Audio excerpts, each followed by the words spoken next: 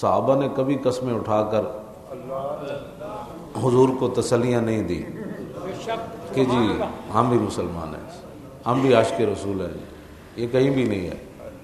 ہاں منافقوں کو یہ قسمیں اٹھانی پڑتی تھیں، اور اللہ رب العالمین نے سورہ منافقون جو ہے فرمایا اذا جاءک المنافقون قالوا نشہد انک لرسول اللہ، جب منافق آپ کے پاس آتے ہیں تو وہ کہتے ہیں کہ ہم گواہی دیتے ہیں کہ آپ اللہ کے رسول ہیں۔ بھائی کلمہ پڑھنے کے بعد پھر حضور کو وضاحت کیوں دینی پڑی؟ آج بھی جس سے بات کرو کہتا ہے الحمدللہ میں بھی مسلمان، الحمدللہ میں بھی عاشق رسول ہوں۔ میں نے کہا تجھ سے یہ بات پوچھی کسی نے نہیں۔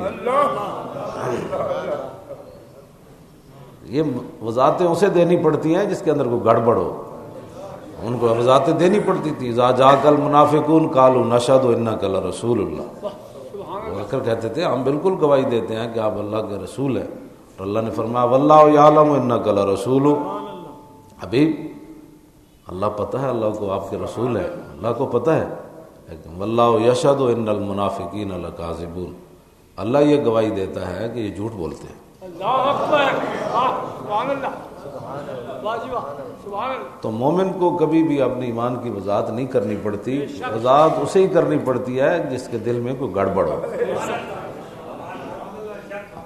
ابو سے رسالت پر بات کرو تو کہتے ہیں الحمدللہ ہم بھی مسلمان ہیں، ہم بھی عاشق رسول۔ میں کہو یہ باتیں تو کرنی نہیں پڑتی، یہ باتیں نہیں کرنی پڑتی، مسلمان کو یہ باتیں وضاحت کی ضرورت ہی نہیں ہوتی۔ ہاں جی، مسلمان کو تو خود عمل گواہی دیتا ہے، بلکہ اس کے کردار اور اس کے عمل کو دیکھ کر تو غیر بھی متاثر ہوتے ہیں کہ واہ جی واہ محبت ہو تو پھر ایسی ہو۔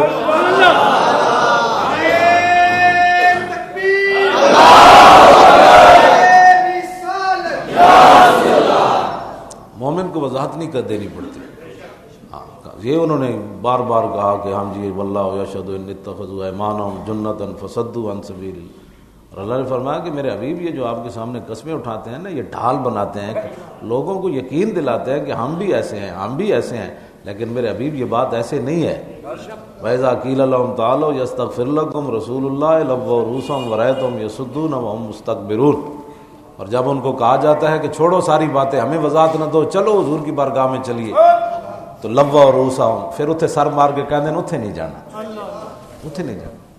تو یہ باتیں آج بھی مسلمان جی ہم بھی الحمدللہ عاشق رسول ہیں، میرا پیو دادا بھی بڑا عاشق رسول سی، اور داتا صاحب بھی جاندا سی۔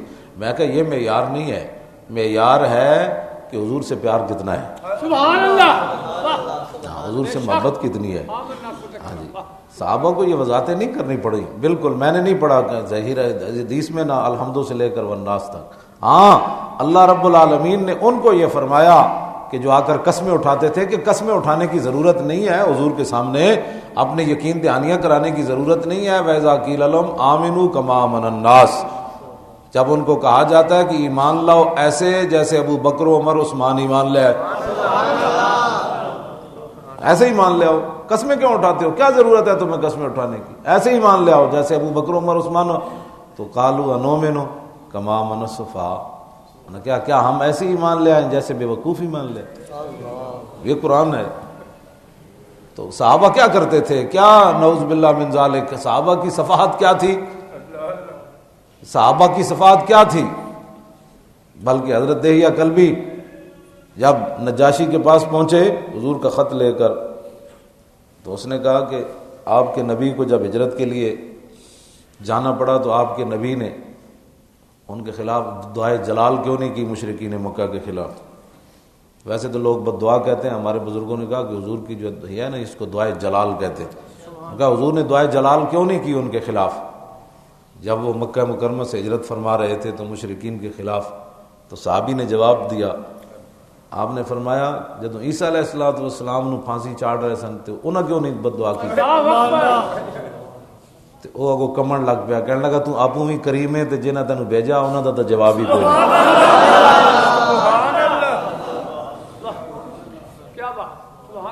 صحابہ کی دانائی تو غیر بھی جو ہے وہ، اور آج بھی جو ہے وہ لوگ صحابہ کی ایک ایک ادا جو ہے اس پر وہ صحابہ کو انہوں نے صفی کہہ دیا کہ یہ تو صفی ہے۔ اب صحابہ کی صفات کیا تھی؟